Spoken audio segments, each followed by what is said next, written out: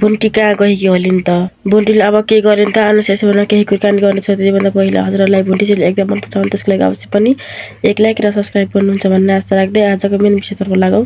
हो दर्शकबिन, बुन्टी अहिले निकै नै मन दुखाएर जे गरिन् अब मैले आफै गर्छु, अहिले म ददामा परेकी छु, न माथि जान नै सक्छु, न घर बस्न नै सक्छु, अब के गरौँ भनेर आफ्नै तर्खरमा लागिसकेकी छिन्। अब बुन्टीले आफै केही गरेर नै मेरो बच्चाको ज्यान पाल्छु भनेर भनेकी छिन्।